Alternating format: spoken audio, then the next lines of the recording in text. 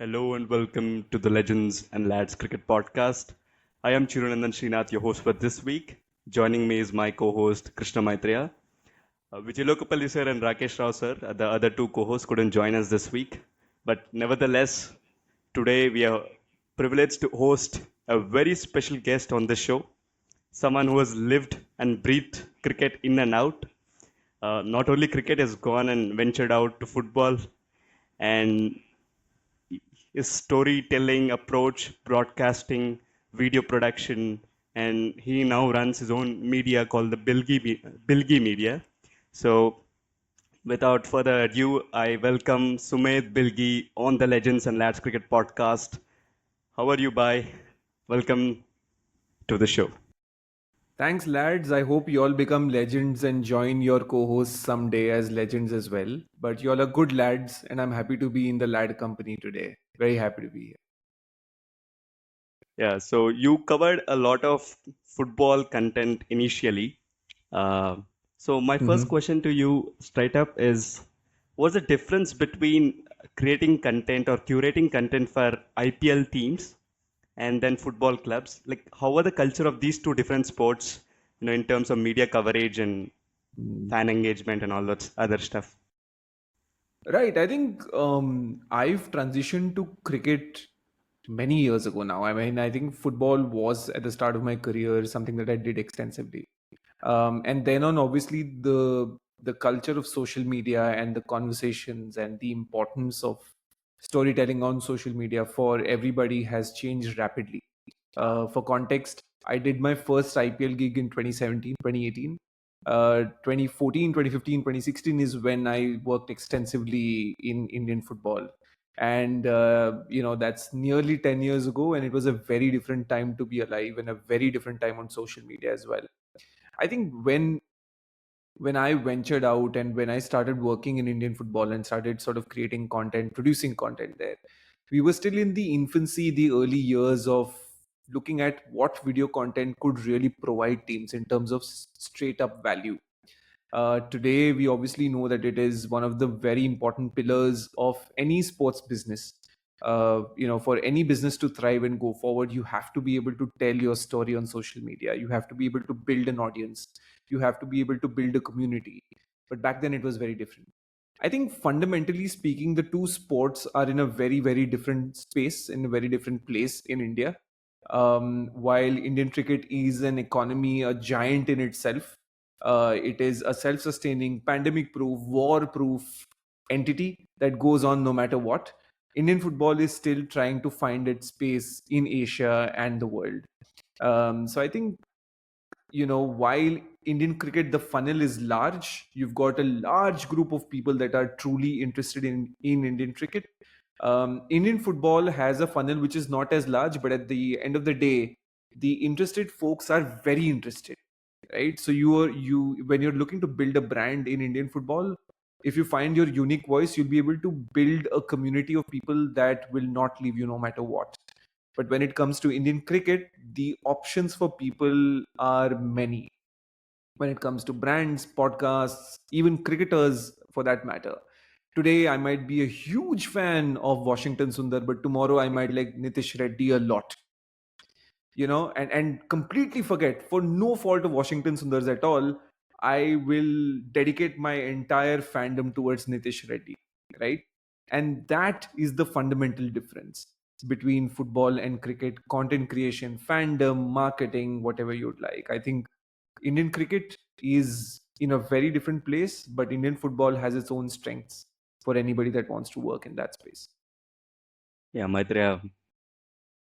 So, bhai, after going through your work and seeing a lot of stuff, I wanted to ask you. So, what made you venture into sports in the first place? Like, there must have been something because we all see sports. We watch everyone Indian, either cricket or football. We watch and we grow up. But there must be something a little more extra. That made you venture into sports as a career. So, I just wanted to find out what was that.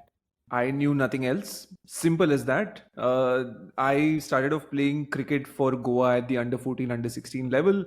I tried playing cricket for Goa at the under 18 level, but I was never good enough. I injured my knee. I had a ligament tear, So you're a and batter or that was bowler that. or I all-rounder. I used to open the batting for Goa, but I was a Pujara or a Rahul Dravid amidst a sea of Virender Sehwags, right? So there was no chance I was getting taken to the next level. Um, Although you have to be extraordinary if you want to be a Pujara or a Dravid. Otherwise, you don't. You the chances of you making it are far and few, and rightfully so. You have to be a stroke maker to be able to play at the highest level. Now, when that happened, right, my idea was simple. I looked at my marks card in school, and I looked at the numbers, right. Every other grade was terrible. The only grade that was good was English. So I thought to myself, listen, these are the two things I have to put together: my love for cricket and my little understanding of the game, and the ability to speak English decently. So I just put the two together. It was sports journalism, and I think there are moments in your career where you feel like maybe this is the right thing for me, and those moments kept coming now and then. There were videos that started doing well in 2014, 2015 on Facebook. You guys are too young to remember, but back in the day, you would get incredible traction on Facebook in 2014, 2015.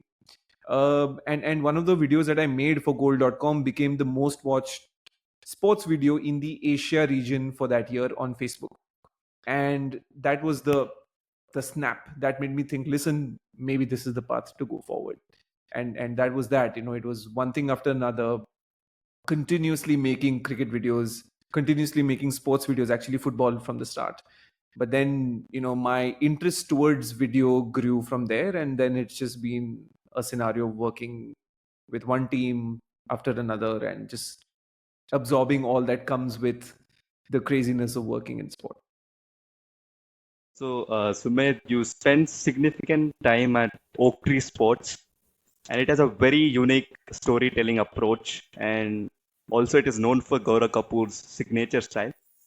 So, my first question is, yeah, yes, you worked with the MITV, the Mumbai Indians show, and also you worked with Gaurav Kapur, and assuming, or rather, I would ask you, did you play a role in Breakfast with Champions? Because that is my favorite show. The second question is, what culture or any lesson that you have learned from Gaurav Kapur, anything that you have imbibed from him that you carry on even now?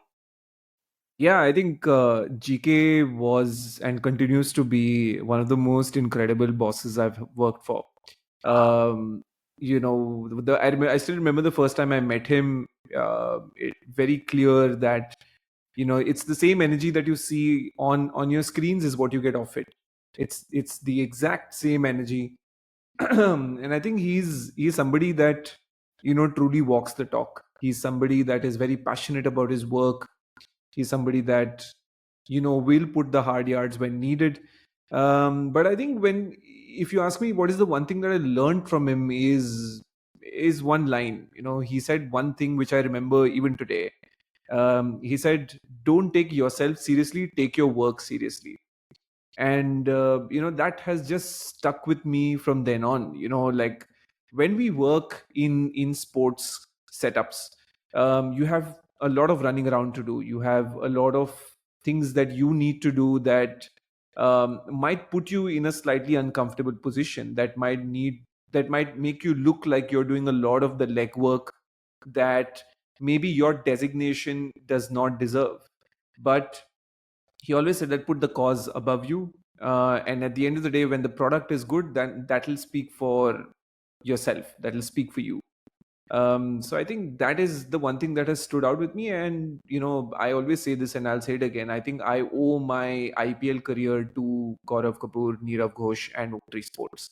They were the ones that gave me the opportunity for MITV, and it's everything that I have, all the relationships that I've built in cricket, all the players that I can call my friends now, is because of the opportunity that they gave me.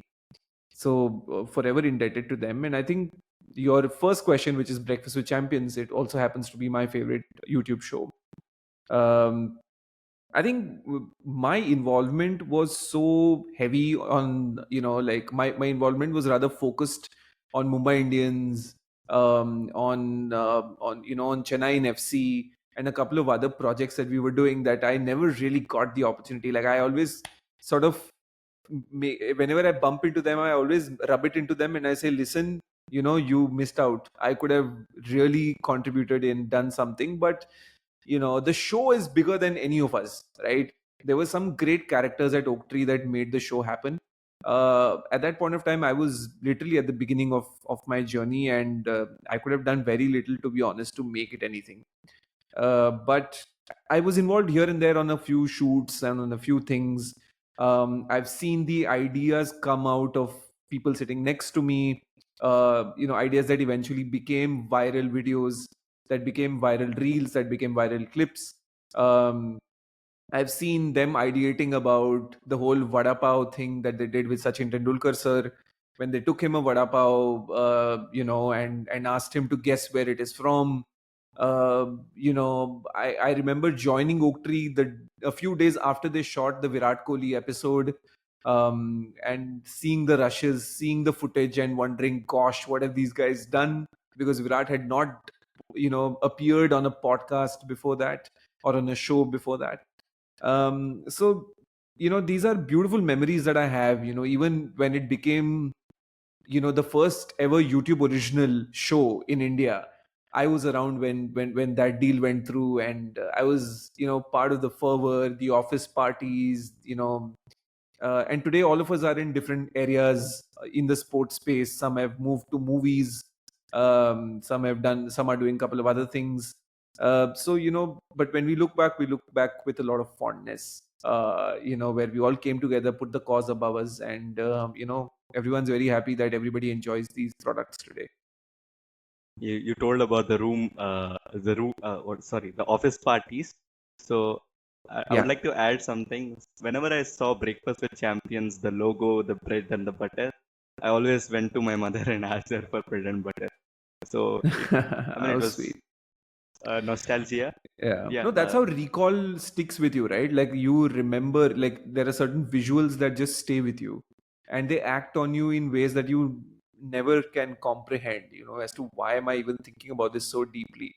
It's the love for the sport, and the love for story, right? When those two things come together, they act on a human mind in very, very beautiful ways. So I totally get where you're coming from. Maitreya, yeah, for sure. So normally, as a cricket fan, we follow our favorite teams on social media.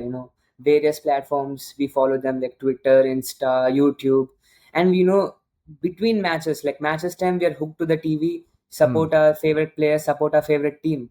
But in between matches, we always look out for those short reels, like 30-second reels or the 2-minute YouTube videos that we Hmm. get to see our players. Various contents. That they put forward to us so that we fans are also engaged in that gap days.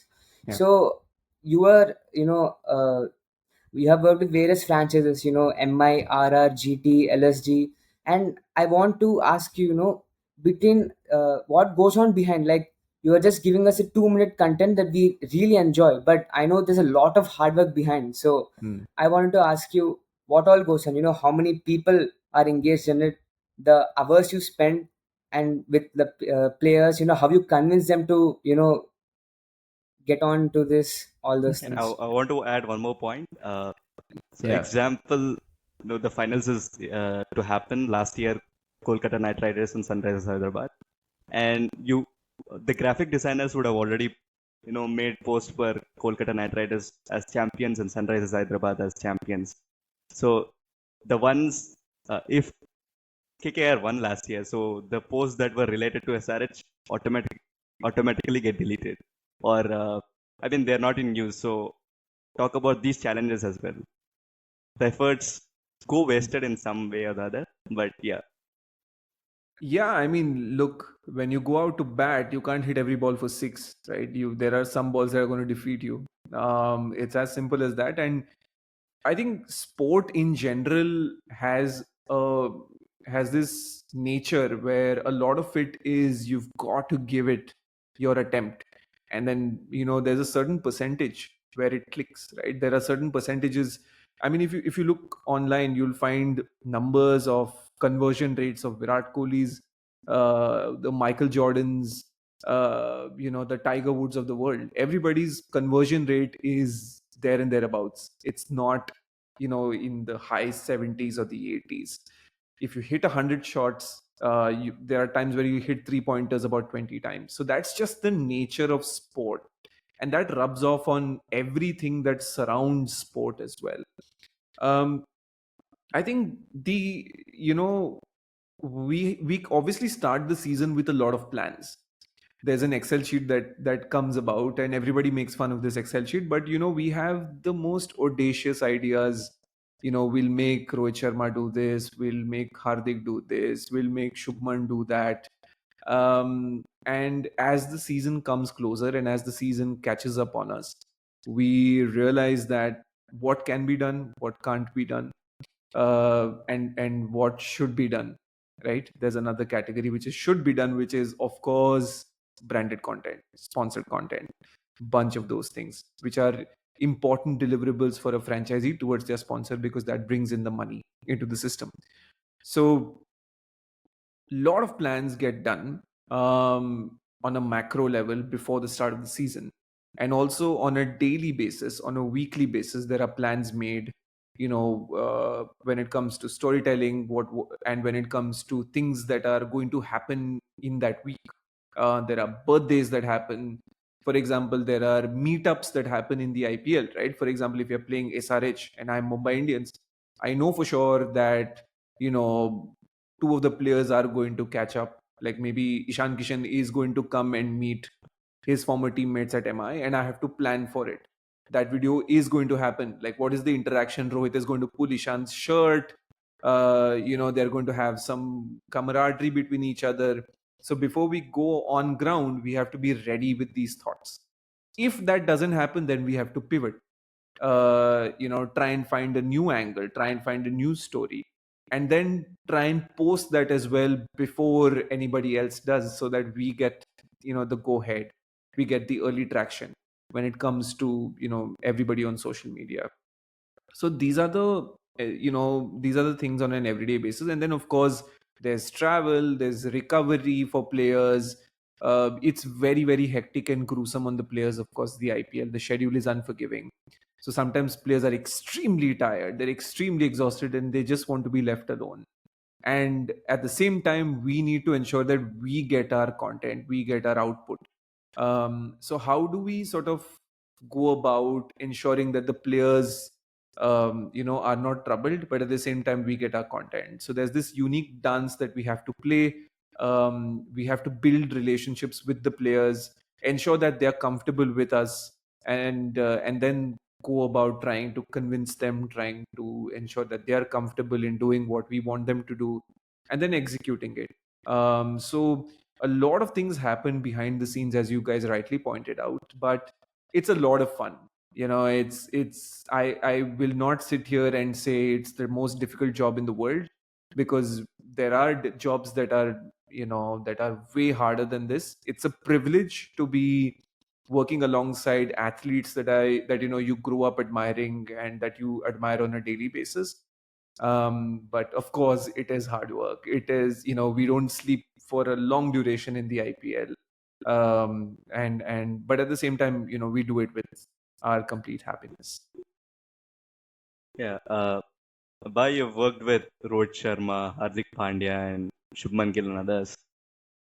So I want to ask you about Hardik Pandya so that you can give a personal touch about him. I want you to talk about his mental strength. Why I want you to talk about his mental strength is last year all of us know that he was transferred from the Gujarat Titans to Mumbai Indians and he was made captain.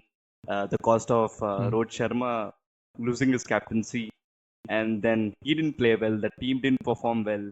Fans were all over him, and then he goes to the T20 World Cup, and in between there are his personal and life issues where he was getting divorced. We're not talking about his personal life, but having all these things happening at one shot and still being able to perform so well in the T20 World Cup. He was our overnight hero, defending 16 runs in the final over. In fact, he conceded only 8 runs, and you could see the moment India won. He had tears in his eyes. There was no aggressive celebration. He just sat on the pitch, and that just shows us that mental strength, the ability that he has in his mind. Yeah. So I want you to talk Yeah. about him on these lines and what you have observed from him closely. Look, I mean, I've seen HP since 2017. I think he's somebody who's always wanted to prove himself at the highest level. Um, it's not easy to be an all-rounder. You have two departments that you need to excel at. A third when it comes to fielding, you cannot be a slouch anymore ever. And a fourth when it comes to captaincy, when he took on captaincy at GT. So you're expected to do everything, be everywhere all at once. So I always feel it's extra harder for all-rounders to excel as captains, which is why I have the most incredible respect for somebody like a Kapil Dev who did it at that level many years ago. But I think when you have one skill set to focus on and you have to captain, I think it's relatively easier. But when you're an all-rounder, it's incredibly hard, which is why I have a lot of respect for Hardik. I think because he's had that responsibility, he's always known that he has to work extra hard. I've said this before and I'll say it again. My earliest memories of Hardik Pandya is being the first one to arrive at training and the last one to leave.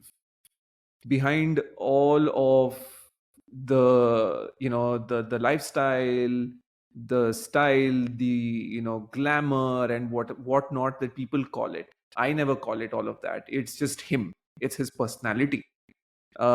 He wants to live that way, and nobody should apologize for wanting to live a certain way, especially if it doesn't cause harm to anybody else.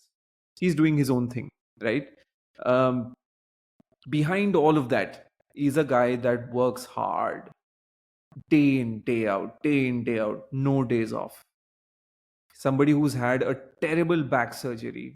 I think not a lot of people think about the injuries that he's had. The back surgery he had, he could not bend his back for a long duration of time. The ankle surgery he had at the World Cup was again disastrous, very, very difficult to deal with. And despite all of that, he's never chickened out of a fight. He's never chickened out of a move. When the opportunity came, I mean, I was not privy to the conversations that happened. But to take on the MI opportunity, I'm sure he would know that this will bring a lot of questions. It will, attract a lot of negative conversation. But he took on the opportunity. And despite difficulty in adapting for whatever reasons for everybody, not just him in his first season, he bounced back, as you rightly said, at the highest level when it mattered the most for the country at the T20 World Cup. So I think, to sum it up, the ability to back oneself even in the toughest times is something that very few people have. It's very easy to back yourself when everything is great, when you've got the energy, you've got the fitness, when the runs are coming off, when your ball hits the late outswinger without effort. Is very easy. But when the ball's not swinging, when the runs are not coming, when there's criticism, when there's something going on off the field, when you're trying to bat, can you back yourself at that time? That is the big question in life. And I think Hardik, through his performance, has answered it beautifully. And I think his best years are ahead of him. I think he's going to give us many, many years of fabulous T20 action. And, I always think very, very highly of him. He's always very, very nice to me. He's so kind to me.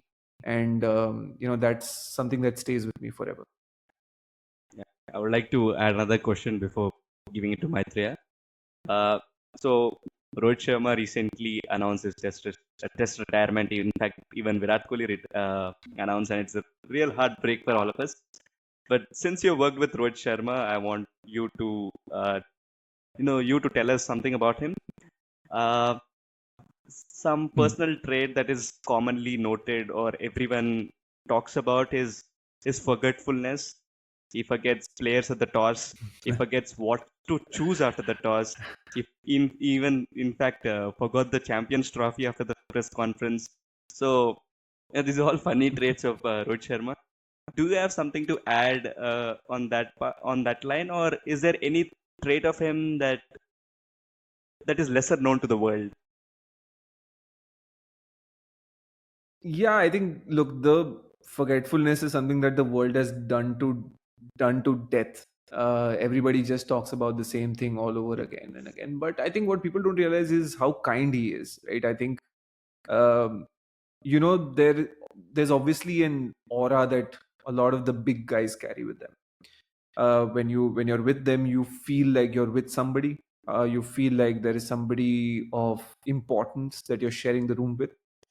But with Rohit, there is a constant effort on his part. Actually, the effort is not deliberate, but you can see that he doesn't want people to feel uncomfortable. He doesn't want people to feel like that they are in the company of a big star, that they are in the company of somebody that is above them in any way. He'll make you feel like you're chilling with somebody having a cup of tea, and that is a quality that very few cricketers have, very few athletes have, very few Bollywood stars have, very few people that have social numbers, that have anything in prominence in today's world. He'll make you feel like it's okay, like you can hang out with this person, and he's like a brother to you. I've obviously spent 1 or 2 seasons, and it was in the start of my years. With the others, it's been a little bit more in the later years. But I mean, like, I was able to see Rohit on his ascendancy, 2018, 2019, when things were really beginning to open up for him as a batter at the top of the order. And it was beautiful to see somebody with that touch, with that ability to hit the ball without effort, to be able to clear the fence without much trouble, to have that extra, half a second, 1 second, when they're facing the fastest bowlers in the world. He never looks hurried. He never looks like he's in a hurry to do anything with the bat or otherwise. And I think that stood out for me. Like, you could sit and just watch him for hours in the nets, because he was that pleasing. And it's just beautiful to see how he's grown in his career from then on and become the legend that he is today. Like, I think we use the word legend very loosely in Indian cricket, but I think Rohit Sharma, Virat Kohli are right up there for us. Yeah, So I like how think, we yeah, it's use been beautiful to see legends how in he's grown. Legends and Lads Cricket podcast. But I think, your folks are legends in their own domain as well, right? The legends on your podcast are people that have done well in the journalism space for a long time. So they deserve it. Yeah. Come on, be nice to your co-hosts, Yeah, even though they're not here. yeah, Maitreya. Yeah, so yeah, my question would be, you have met a lot of sporting personalities, so you have got to know them closely, personally. You have seen, football and cricket, but this is more of like a personal question. But who would be your most favorite sporting Hmm. personality that you have worked with? Personally or professionally, anything. Uh, that's It's a a tough one, I know that's a that. tricky question. Yeah, it's a tricky Yeah. question, because I love all of them. I honestly think that everybody's got a unique thing about them. Yeah, like, I think my focus has always been to try and like, look at the human before I look at the cricketer. And I think every human being is unique and beautiful and different. And it's the same with every single buddy. Like, I um, I love all of them, honestly. And I think but here's a very different answer for you. I don't think you would expect it, but Mohit Sharma, who worked at GT, who I worked with at Yes. GT, who's now at DC, is one of the most beautiful guys I've ever met. He's jovial, fun, relaxed. Kane Williamson is another person that I admire like anything else. He got injured in GT in his first season very Yes. badly. But I remember our rooms were next to each other, and I made him a cup of coffee in the morning because he was out of coffee, and I gave him these plastic clips that cover paper bags, and he said, "Oh, listen, I really have been wanting these," so I gave him all of them that I had. Next thing you know, before he leaves, he gives me a bag of coffee beans from New Zealand, saying, "This is for you. Thank you so much for doing what you did." I don't know. Like, I think it was one of the most beautiful things. I have not opened that bag even now. It's been 2 years that bag of coffee beans is still sitting in my kitchen, and it continues to be there. I will not open it because that memory of Kane Williamson giving me that bag is something that I will never forget. Mohit is an elder brother. He's now like family. Ashish Nehra, but is going to be my top tier. There is nobody like Ashupa. There will never be anybody like Ashupa. He is the most wonderful guy there is. Funny, on point, intelligent, extremely intelligent. Unlike any coach I have seen across sport, football coaches, kabaddi coaches, cricket coaches, I have not seen a coach like him. I've seen him barefoot on the grass, walking around, talking to the groundsman. I have seen him talking to CEOs and MDs like they are his friends. I have seen him hanging out with Hardik at 2 in the night, just chilling, doing nothing, drinking nariyal pani, talking everything else. Um, and I've seen him say, "Sumedh ghar aaja Diwali ko, ye le mithai kha, ye le ye kar." Like, I think there is nobody like Ashish Nehra, and I'm just very happy to say today that he's like a mentor to me in cricket, and in life actually, to be honest. So yeah, I think these three gentlemen, I think, will stand out, uh, and like continue to be the guys that I truly love being around and working with. Since you mentioned about Ashish Nehra, the first thing that comes to my mind as a coach, Ashish Nehra as a coach, I remember in the auction where he takes out his blazer and puts it on the reverse side. He doesn't care. कोई फिक्र नहीं है दुनिया की भाई. He is like, this is me, unapologetically me, and he doesn't care. And that's what everybody loves about him as well in the fraternity. They love that he will never try to be something. He is who he is, and he'll stick by it. It doesn't matter if he's meeting the Prince of Saudi Arabia or if he's meeting Sumedh. That's the spectrum of people he meets, right? I am nobody, and he meets people that are somebody's everywhere. He's the same there. He's the same with me. Simple. So, and he's the same at the auction as well. Talking about Kane Williamson, I think he's a man with zero haters. Like, there have been times when, no, just yesterday, I think one of my friends shared a reel about Kane Williamson, saying, "When life's breaking me, I want to be like Kane Williamson." And there is a reel that he sends me. Oh, simple as that. Bhai, please forward me that reel. I'm going to save it because I need that. You're absolutely right. I think he's incredibly unassuming, incredibly calm. He's like a monk, absolute monk. And like, I think his energy is infectious, and everybody absolutely adores him. Like, I haven't met one person who said Kane's not a good guy. You will never meet. And even if you meet somebody who says Kane's not a good guy, don't believe that guy.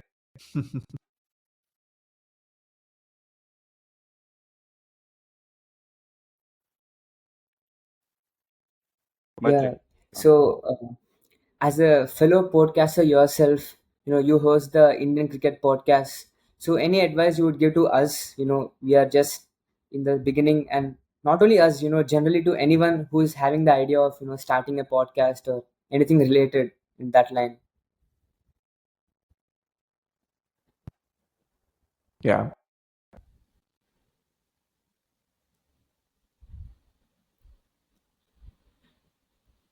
Yes, Sumedh bhai.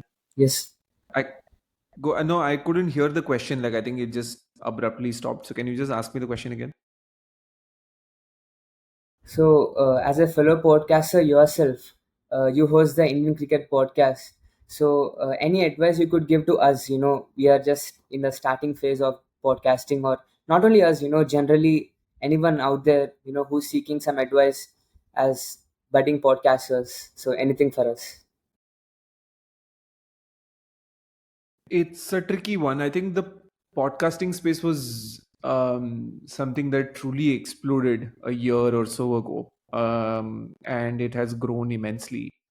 I think everybody looks at it as an avenue to be able to tell your brand story, to be able to tell your own story, to be able to become something, or just to be able to enjoy, good conversation. I genuinely think that having a unique voice, and having something unique about the way you present it is going to be very important. Um, Even with my podcasting attempts, I've been very reasonable with when it comes to the level of output I'm putting out. Because as you've seen, I'm also interested in the human storytelling space, which is what I do on my Instagram. Hmm. And cricket obviously follows on the Indian Cricket Podcast on the YouTube channel. And my focus essentially is to document the growth of the business side of the game in India and just the growth of Indian cricket as a global force. And of course, feature people that have unique voices that truly contribute to Indian cricket. That's the voice that I sort of want to amplify and grow on.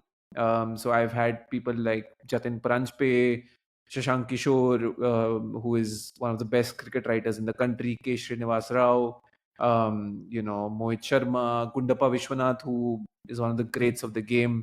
So these are all unique, non-mainstream voices. And that's the route that I have sort of decided to take on. I'm still, again, like in the process of experimenting, trying to understand what works for me, what doesn't work for me. And then, try and compound on it once I have that understanding, or that evolving understanding.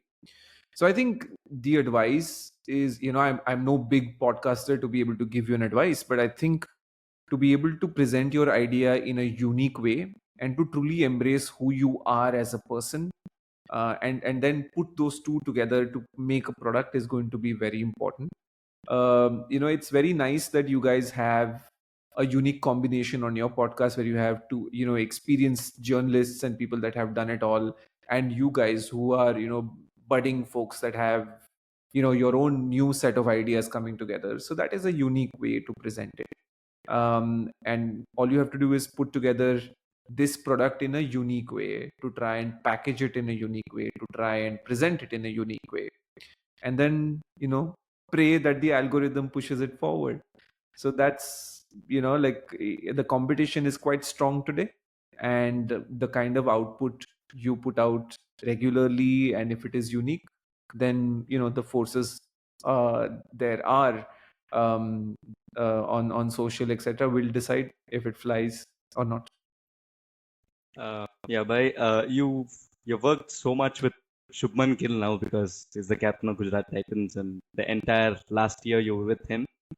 Uh, so there are rumors, there are reports saying that he could be the next Indian Test captain, given that Rohit and Virat have sidelined from that format.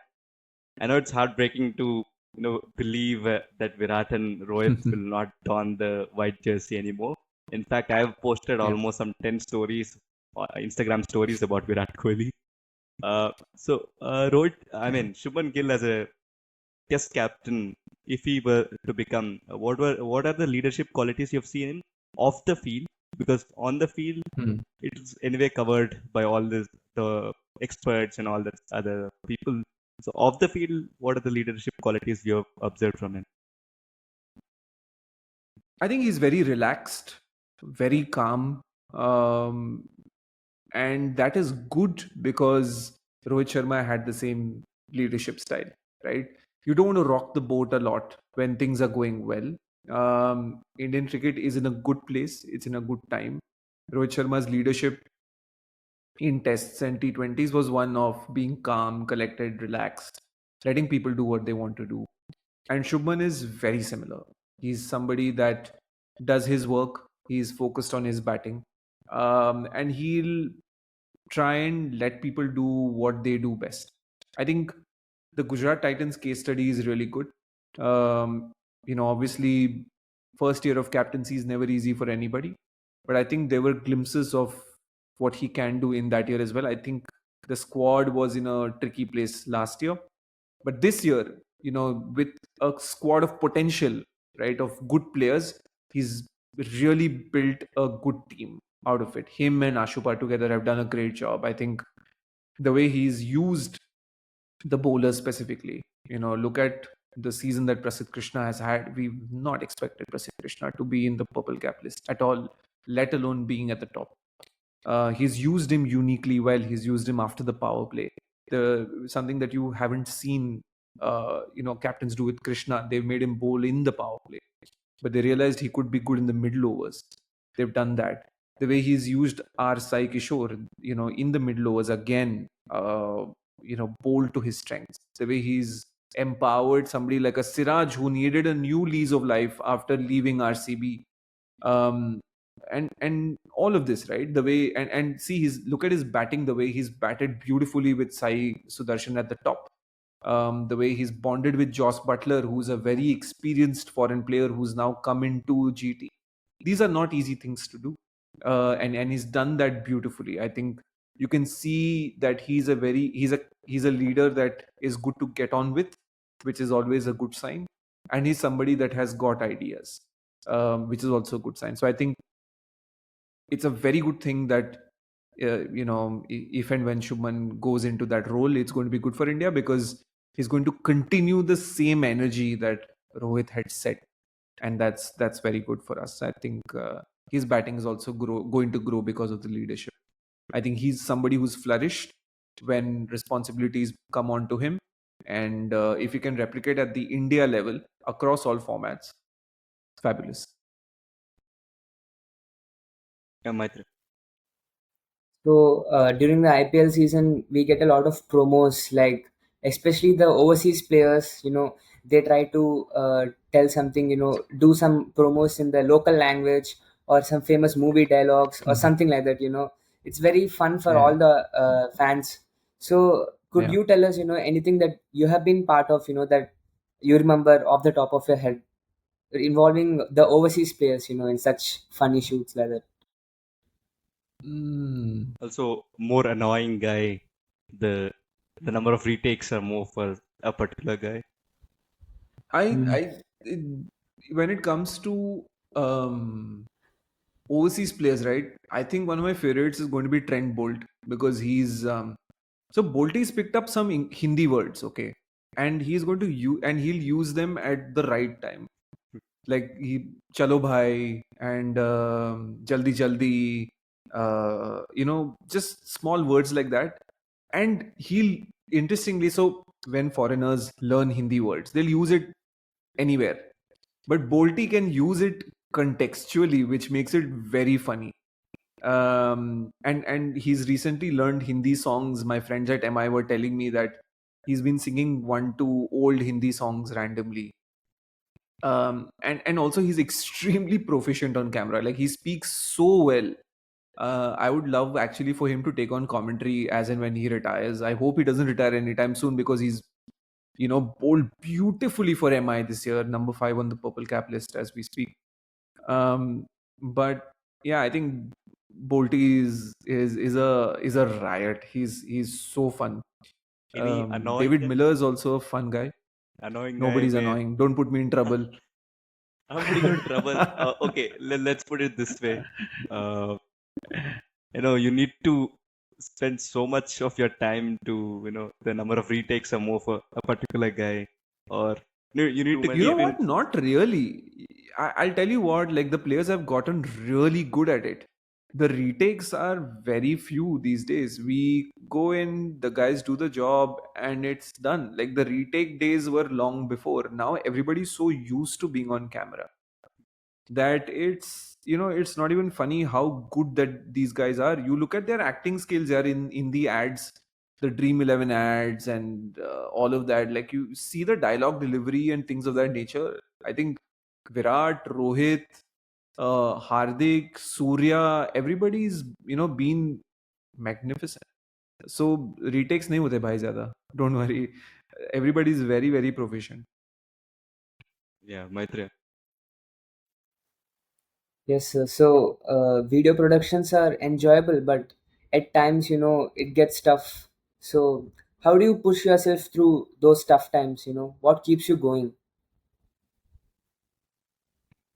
It's without a doubt wanting to contribute to the franchisee. I think when you're in a team environment, you want to ensure that you do your part so that everything goes well. You want the franchisee to do well on the field. Of course, the players do the job, the coaches do the job. We don't have any false understanding that we contribute to the on-field success, but we also do know that the players do watch the videos, they consume the content, and if we can up their morale in any way during the tough times, we can make them laugh a little bit, we can make them feel a little better, we'll go the extra mile to do that. That is pretty much the one thing that drives me and that drives a lot of us. It's, of course, the stakes are high. You have to perform at that level, even for us, because a lot of people are depending on us getting the content, getting it done the right way. And if you don't do it, then it creates a chain reaction of things that don't really sit well with a lot of stakeholders, in the IPL, in the WPL, whatnot. So, A, you don't want to mess up, and B, you want to contribute to the team. You want to make sure that the players feel something. And of course, the fans, like when you meet people in stadiums, when you meet fans in stadiums, and they tell you, "Bhai, badhiya video bana hai, maza aaya," these are things that give you a lot of satisfaction. Yeah, well, this will bring you to the end of today's episode. Before that, I would like to mention about two things. We talked about Rohit Sharma forgetting his the Champions Trophy. Here we have Maitreya who's forgotten his microphone itself. He's got the microphone stand, he's got the wire, he's got the splitter, but he's forgotten the microphone. The Oh, I main did not see microphone that. part is missing. Wow. That is serious That's thing. just a sign of the times that we are in, guys. Like, that's just how. Be kind to Maitreya. He's been great today on the episode. It's just a sign of the times that we are in. Things are confusing, they're disappointing. Rohit Sharma's retiring, Virat Kohli's retiring, IPL's getting postponed. It's okay. The average cricket fan is having a tough time lately. So it's okay. And also, one more thing I would like to mention to listeners that Sumedh sir has bullied us to call him by. You can see he's almost an old uncle. We're all young. He's just bullied us to call him by Very throughout the nice. episode. Can you see one strand of white hair anywhere? Do you see one strand? And this is all natural. And do you see the muscle? This is not no uncles here, boss. We're all Maybe this is maybe the you're having a number photo shoot the for number Garnier color. the all natural. Look at that. There's no coloring here. And look at the skin. You have to perform, like I said, you have to perform at the highest level. You have to keep yourself tip top. So here I am, young as ever. It was fun hosting you, Sumedh Bilgi sir. Sorry, bye. And it was fun having Maitri on board. This will bring you to the end of today's episode. Thank you.